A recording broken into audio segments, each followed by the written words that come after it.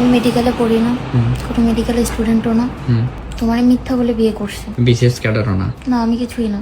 কখনো তিনি Dhaka medical college থেকে পাশ করা এমবিবিএস ডাক্তার, কখনো বিসিএস ক্যাডার, আবার কখনো অক্সফোর্ড বিশ্ববিদ্যালয়ে পিএইচডি করতে যাওয়া স্কলার। কিন্তু এই চকচকে পরিচয়ের পেছনে লুকিয়ে আছে এমন এক গল্প যা শুনলে যে কোনো মানুষের পিলে চমকে উঠবে।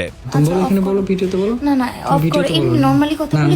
যদি ভিডিওর হয় তুমি আবার কইরো। না, তুমি বলো। বাড়ি চট্টগ্রামের চন্দনাইশের কাঞ্চনাবাদে, শিক্ষাগত যোগ্যতা কেবল এসএসসি ও নার্সিং কোর্স।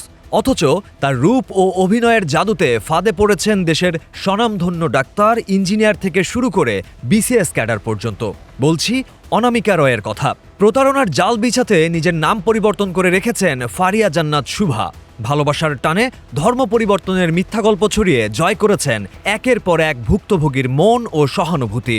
কিন্তু এ যেন এক সাজানো রূপকথা, যার মূল উদ্দেশ্য শুধুই অর্থ হাতানো। বিয়ের পিঁড়িতে বসার পর শুরু হতো আসল খেলা। কখনো 15 থেকে 20 লাখ, আবার কখনো 50 লাখ টাকা পর্যন্ত কাবিন নির্ধারণ করতেন তিনি। বিয়ের কিছুদিন পরই স্বামীকে বিভিন্ন ভুয়া আইনি ঝামেলায় ফাঁসানোর ভয় দেখিয়ে আদায় করতেন পুরো কাবিনের টাকা। আর সমাজের ভয়ে, মান সম্মানের খাতিরে নিঃশব্দে সেই টাকা মিটিয়ে দিতেন একের পর এক স্বামী। তো এগুলো কেন করছো আমার সাথে? আমি একটা সংসার চাইছি। সম্প্রতি তার 27 নম্বর স্বামীর দেয়া তথ্যে বেরিয়ে আসে এই লেডি প্রতারকের থলের বিড়াল। জানা যায়, প্রতারণার উদ্দেশ্যে অনামিকা ব্যবহার করেছেন প্রায় 34টি সিম কার্ড। কোনো এলাকাতেই বেশি দিন থিতু হতেন না তিনি। ঘরে থাকা নগদ টাকা ও স্বর্ণালংকার নিয়ে এক রাত রূপান্তরের মতো চম্পট দিতেন অন্য কোনো শহরে। বেছে নিতেন নতুন শিকার।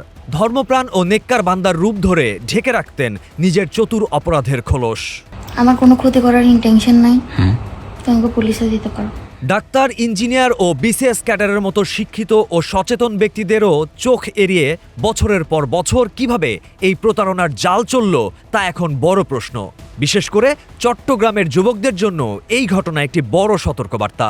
রূপ ও বাহ্যিক খোলসের আড়ালে লুকিয়ে থাকা এমন ভয়ঙ্কর প্রতারকদের থেকে সচেতন হওয়া এখন সময়ের দাবি। Mahfuz Arefin, green TV digital.